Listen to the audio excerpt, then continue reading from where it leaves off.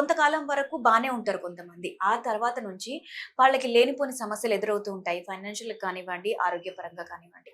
అయితే ఇలాంటి వారు తమకి చేతబడి జరిగిందని, చిల్లంగి, బాణమతి జరిగిందని అని అనుకుంటూ ఉంటారు. ఇంట్లో వాళ్ళు కూడా ఒక్కోసారి ఇలాంటి సమస్యలే వస్తున్నాయి కాబట్టి అలా జరిగుండొచ్చు అని అనుకుంటారు. సో, ఇలాంటి వాటికి మీ దగ్గర ఎలాంటి పరిష్కారం ఉంది? వాస్తవానికైతే తల్లి ఈ చిల్లంగి, బాణావతి, చేతబడి, ఈ శుద్ర పూజలు చాలా పెద్దయి. హ్మ్.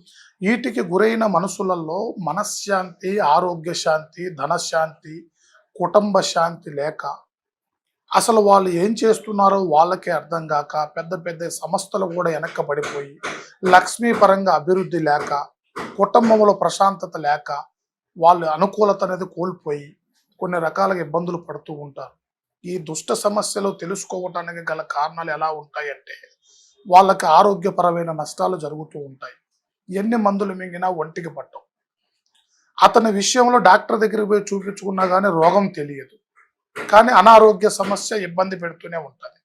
అతనిలో ఉండవలసిన సమస్య ఎంత బిజినెస్ పెట్టినా అభివృద్ధి కాదు, లక్ష్మి ముందుకు రాదు. ఇంట్లో ఒకరికి కాకపోతే ఒకరికి సమస్యలు, వృధా ఖర్చులు. ఒకరి మీద ప్రయోగం జరిగింది అంటే ఆ ఒక్కరు అతని మాట ఆ కుటుంబంలో అదుపులోనే ఉండడు. ఆ కొడుకైనా సరే, బిడ్డైనా సరే, ఆ పెద్దవాళ్ళైనా సరే, వాళ్ళ కుటుంబంలో వాళ్ళకి ఒకరికి కాకపోతే ఒకరికి అశాంతికి గురయ్యి వాళ్ళ కుటుంబంలో లక్ష్మి గంగలో పోసినట్టే ఉంటుంది. ఇలాగ బాధపడే ప్రతి ఒక్కరూ ముఖ్యంగా ఈ లక్షణాలు కనబడితే వాళ్ళకి ఏదో చేతబడో లేకపోతే చెల్లంగో దుష్ట ప్రయోగమో జరిగిందని తెలుసుకోవాలి.